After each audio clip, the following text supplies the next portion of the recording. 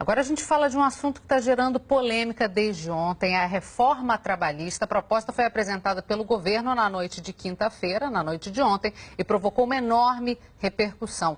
Em linhas gerais, esse texto estabelece que as convenções coletivas determinem como é que as horas de trabalho devem ser distribuídas ao longo da semana. O governo pretende também apresentar novos modelos de trabalho, além do atual, que é por jornada. Para entender um pouco mais sobre essa proposta de reforma, a gente vai receber aqui no estúdio o advogado trabalhista Sérgio Batalha. Bom dia, Sérgio, para você. Bom dia, obrigada Cília. pela participação. Não, Quais seriam as principais mudanças que a gente vê? Porque o ministro já deixou claro, a gente não mexe na jornada semanal, mas flexibiliza? Cília, eu acho que essa é a grande dúvida, né? Eu acho que o governo ele não está dizendo tudo o que pretende fazer. Eu acho que por uma questão política, certamente, porque as medidas são polêmicas, o governo não abre efetivamente detalhes da medida. O que se disse genericamente, eu achei sinceramente pouco, não foi informativo. Poderia haver a ultrapassagem até 12 horas num dia. Hoje em dia a CLT limita 2 horas com pagamento de horas extras. Na prática, já havia eventualmente a possibilidade do trabalho em 12 horas, em circunstâncias excepcionais, com pagamento de horas extras. Eu não vejo nisso uma grande mudança. Essa possibilidade da compensação de jornada dentro da semana também já há previsão de banco de horas. Então, me parece que o ministro não está dizendo tudo o que ele quer. Porque o que acontece? Há um clamor de uma parte do empresariado, e vamos ser objetivos, para a redução do direito trabalhista mesmo. Quer dizer, o que se quer efetivamente é cortar custo da mão de obra. É isso que uma parte do empresariado trabalhista, e é o que parece, uma parte do governo pretende.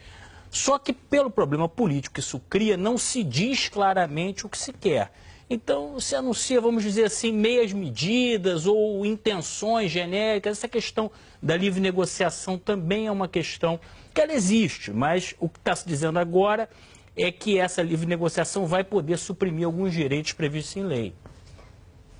Sérgio, oi, queria te fazer uma pergunta também, porque os argumentos de quem defende uma mudança nas regras trabalhistas é que se elas forem menos exigentes, mais gente vai conseguir emprego. Na sua avaliação é isso mesmo? A flexibilização das regras pode diminuir de uma forma significativa o desemprego? Não, eu creio que não há nenhuma relação, porque o que cria emprego é produção econômica. Você não vai contratar um empregado a mais no seu negócio só porque está um pouco mais barato. Normalmente, esse pequeno ganho marginal de mão de obra, ele vai para o lucro do empresário. Mas não há necessariamente uma criação de postos de trabalho. Nunca se viu essa relação em lugar algum. Me parece o interesse do empresariado é um aumento basicamente no lucro, né? Num momento difícil, o sujeito quer aumentar o lucro dele. O governo não quer ceder a carga tributária, então onde está se pensando em tirar? Basicamente se tira do trabalhador. Eu acho que a ideia se você jogar aberto, a ideia é essa.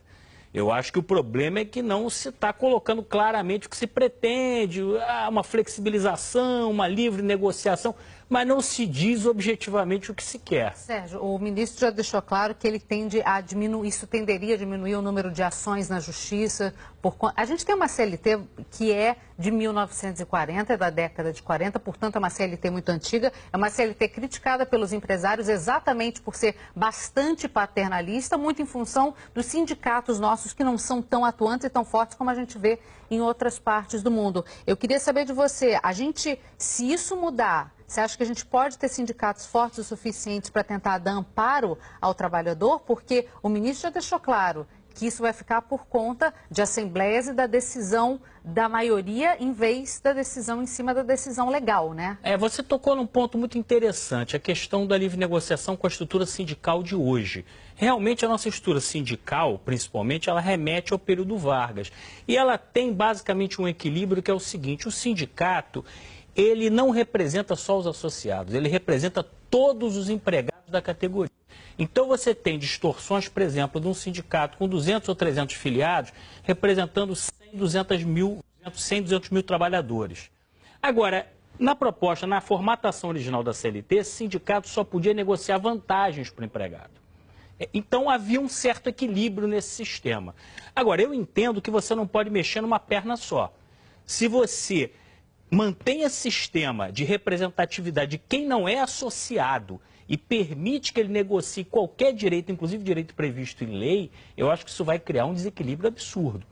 Nos países que têm contrato coletivo, o sindicato só representa os sindicalizados. E aí você força uma sindicalização em massa. Uma atuação do profissional. Isso que o governo está propondo, a meu ver, vai criar um desequilíbrio. Você pega um sindicato sem legitimidade e põe ele para negociar qualquer direito do trabalhador. Isso no Brasil de hoje seria uma catástrofe, porque o que se vê nos sindicatos, na maioria dos sindicatos, é uma representatividade muito pequena, em alguns casos até a transação de algumas coisas, até por vantagens pessoais. Então... Mas, em linhas gerais, alguns pormenores já foram colocados até nos jornais, mas é muito detalhe para a gente entrar aqui. Mas, em linhas gerais, você acha que é fundamental uma reforma trabalhista?